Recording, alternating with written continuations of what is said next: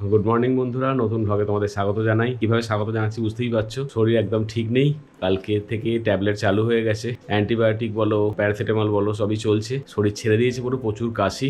আর সবচেয়ে দুঃখের ব্যাপার হচ্ছে পথকার ধারে কাছে যেতে পারছি না। ও এত কাঁদছে আমায় দেখে আসার জন্য, কিন্তু নিতে পারছি না। ওকে কি করে নিই বলো? আমি আদর করে নিতে যাব, সঙ্গে সঙ্গে ওর একদম ছড়িয়ে যাবে। এমনিতেই বুঝতে পারছো প্রচুর ভুগছে, দুর্বল হয়ে আছে, চটপট ধরে নেবে। ওর ধারে কাছেই যাচ্ছি না আমি একদম। যত তাড়াতাড়ি সুস্থ হবো তত ভালো। দেখা যাক, সবাই পড়তে চলে এসছে, চেষ্টা করছি পড়াতে। কতক্ষণ বসে থাকতে পারবো জানি না, চেষ্টা করবো যতটা বসে থাকা যায়। বসে পড়িয়ে দেবো, মাথা ঘুরে গেলে আবার শুয়ে পড়তে হবে। এভাবে একটু যতদিন অসুস্থ রয়েছি অল্প আদ্র ভিডিও হয়তো হবে, তোমরা একটু মানিয়ে নিও। Mu mu mu mu mu আয় তো মিউ মিউ আয়।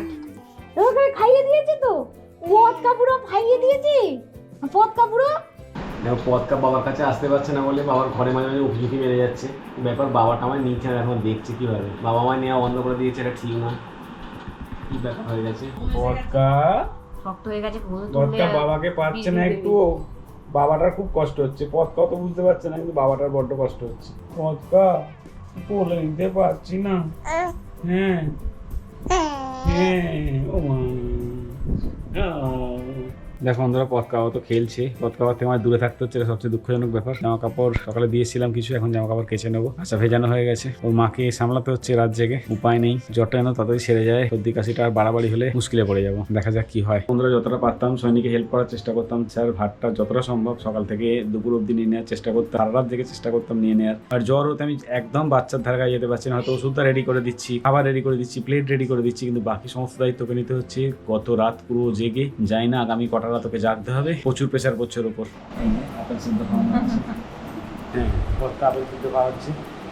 ব্যাপারটা কি, পদকা খাচ্ছ আপেল সিদ্ধ? তোমার কি ভালো লাগছে আপেল সিদ্ধ খেতে? আপেল সিদ্ধটা ভালো লাগছে?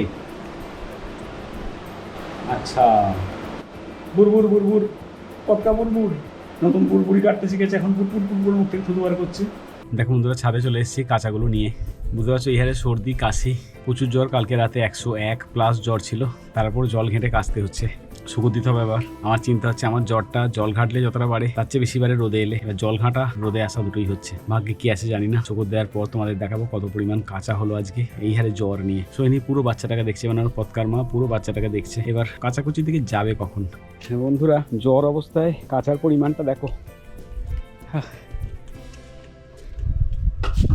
দেখো, জ্বর অবস্থায় যদি এত কাঁচা হয়, জ্বর আমি তাড়াতাড়ি সারাবো চেষ্টা করলেও একদিকে জলে ভেজে একদিকে রোদে পোড়া। জানি না ভাগ্যে কি আছে, জ্বরটা আদৌ চটপট সারবে কিনা।